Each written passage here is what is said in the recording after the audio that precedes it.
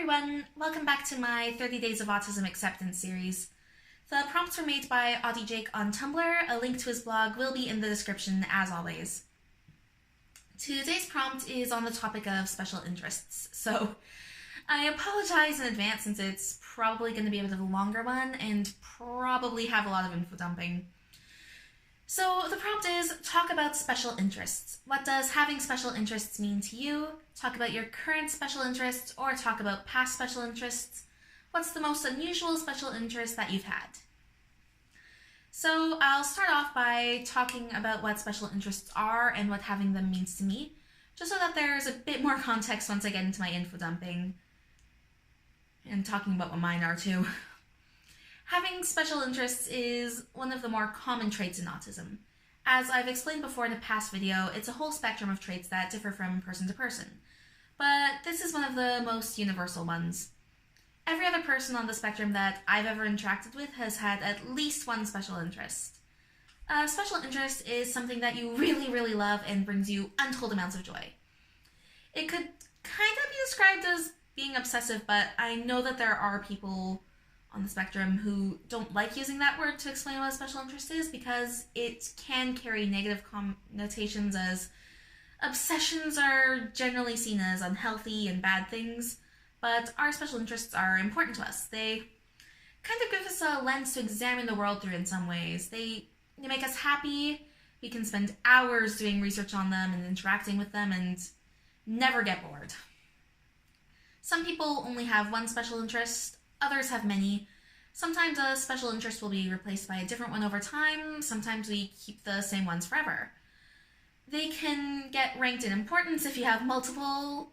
Some might be more special than others. This is absolutely the case for me, but they are all still special interests. You're more passionate about them than you are about other things, and they are absolutely always positive things that we are very passionate about. I currently have 7 special interests, though a few of them overlap a bit.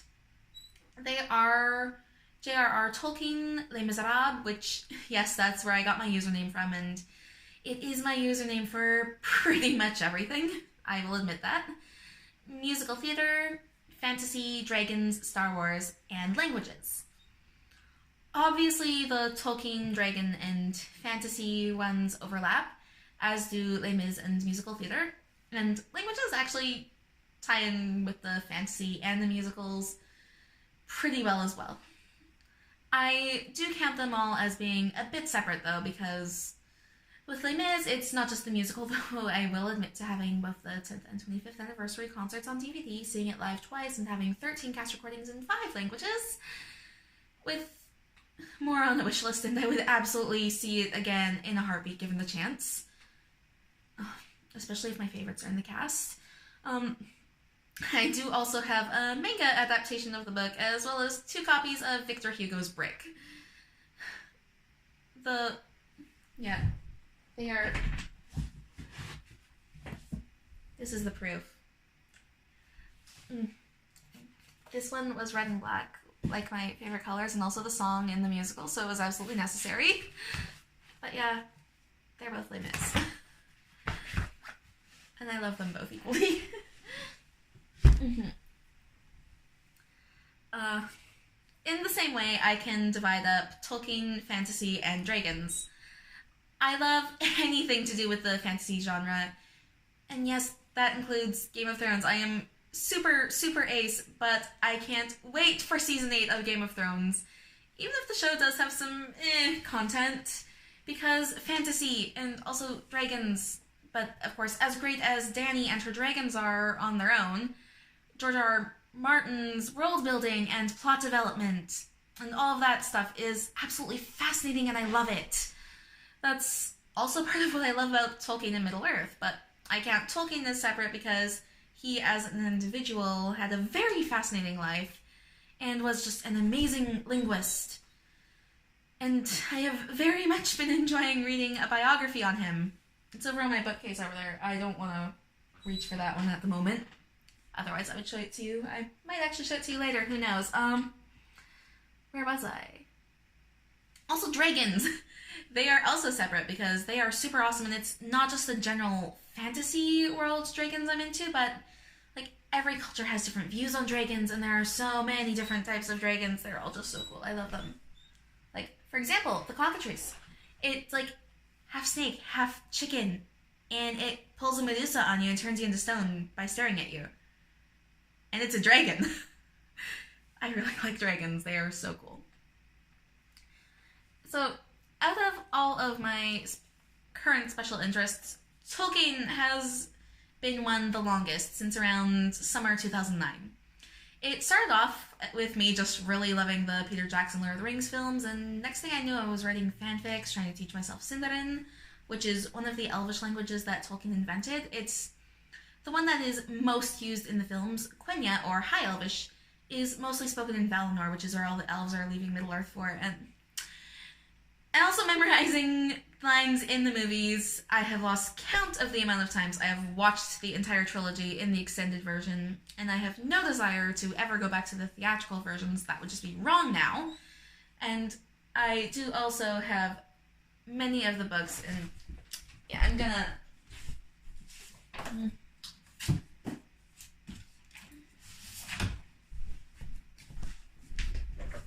Not just Lord of the Rings and The Hobbit, also like this is the special edition of Beren and Luthien. I have other special edition ones as well. This is just the only one I currently have with me here at school. Moving back and forth a lot, things get into boxes and then I don't know where they are. Also, this, and yet this is my biography on Tolkien. Oh, and also, for Tolkien books, Latin Hobbit. That is what special interests you to you, and I love every second of it. Musical theater became a special interest as a result of a few different musicals being their own special interests over the years. And after Les Miserables became one in 2012, it just stuck. And no, it was not the movie that made Les Mis a special interest. It became one over the summer. The movie adaptation of the musical, at least, came out in December of 2012. I was already very critical of some of the casting choices and editing choices that they went with, too. Yeah. Oh, Les Mis is also where I got the hat thing from. Eponine was my favorite character for a long time, so like the hat thing was like mimicking her. I'm a bit more partial to Cosette now, but both characters are dream roles. Honestly, though, that entire musical is dream roles. And I would absolutely do the whole thing as a one-woman show if possible, but, you know, harmonies are a thing, and also One Day More exists, so as Fantine sings, there are dreams that cannot be. And one-woman Les Mis probably is not going to be able to happen. So, languages. They also kind of started off as a special interest because of Tolkien with the whole Elvish thing, but then I got more into them because I needed more versions of Les Mis, and then I fell down the rabbit hole of German musicals, and now I'm minoring in German, and Duolingo owns my soul. And I will forever be confused about why that app feels the need to teach me to say good morning, dragon, and hello, dragon, and I am a dragon in Welsh. Like, seriously, does Wales have secret dragons? Do I need to go there for dragons? I will absolutely go there for dragons. Someone please tell me. I need to know. Star Wars is the most recent one to join the special interest list. I already loved the movies for quite a while, but then it was over this past summer 2018, that it reached special interest level after I watched The Last Jedi 45 days in a row. So, it had just been added to Netflix. I really liked the movie. I watched it 2 or 3 days in a row, and then I got dumped and I kind of just got stuck on it. It made sense at the time.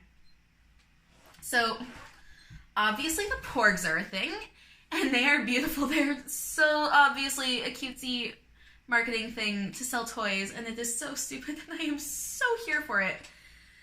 I love the porgs. I've got 4 of them, and they all have really stupid Les Mis pun names, because of course they do. So,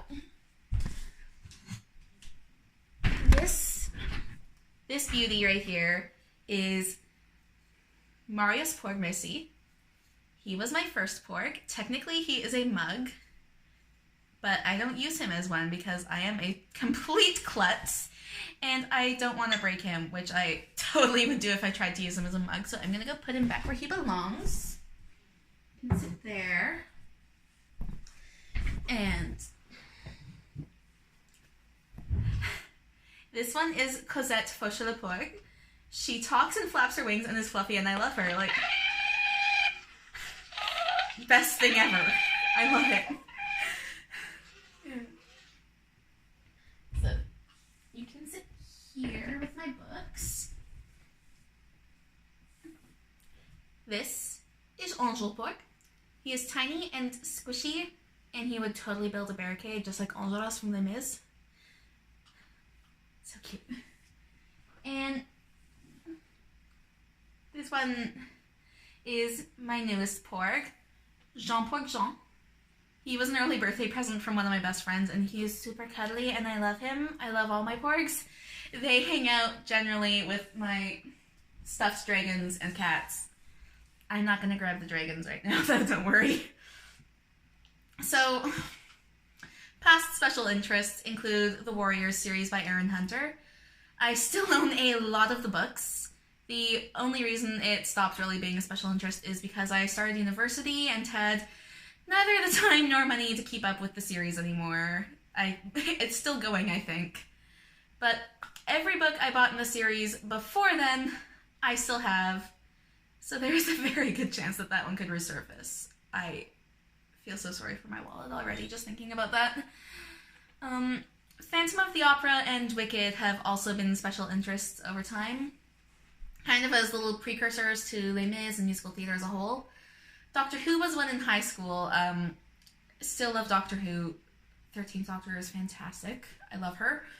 I've also got like these TARDIS lights. I'm not gonna show you because I'd have to pick up my phone, but they're over there, hanging above my window. So yeah, Doctor Who's still great, but not special interest anymore. Titanic was one for a while too. I knew way too much about that ship. There was a point in time that I could tell you the exact number of people who died and give the stats on what classes they were in. Kind of weird. And that one was roughly from the age of 10 to 13 or 14. Yeah, I was a bit of a morbid child, memorizing stats on death rates on a sunken ship. Anastasia too, and not just the animated movie. I looked up all the history stuff. I knew all the gory details on the deaths of the Romanovs, and I loved looking that stuff up. That was also around the same time as Titanic, actually. So yeah, very much a morbid child, apparently. I think I'll put that and Titanic as the strangest special interest that I've had, just because of the dark content and my age range at that time. When I was really little, though, I was all about the unicorns.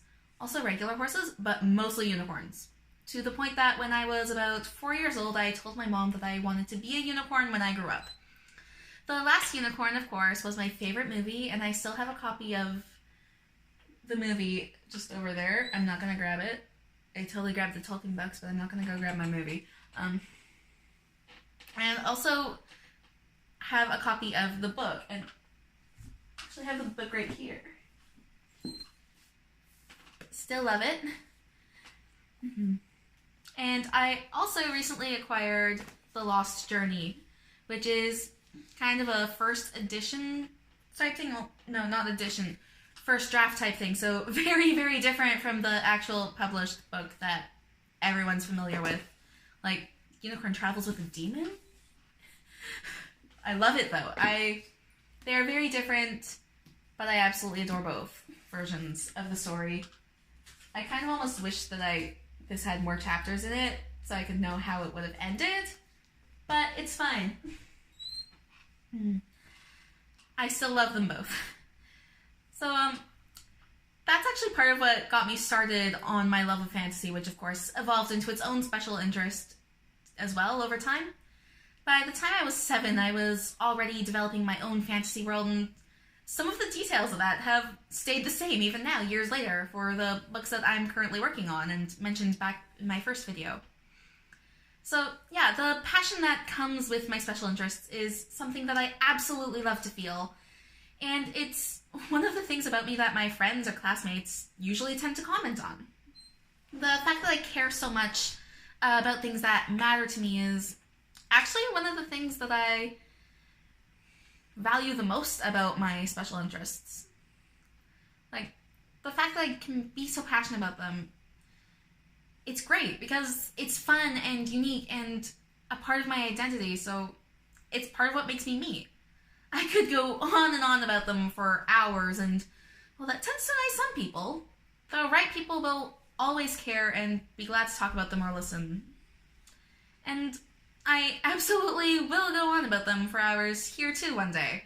I'm already planning to do a series of reviews on different versions of Les Mis, including the horrible 90s movie. You have been warned. But I think that's probably enough about them for now, so I will see you again for tomorrow's prompt. Thanks for watching. Bye.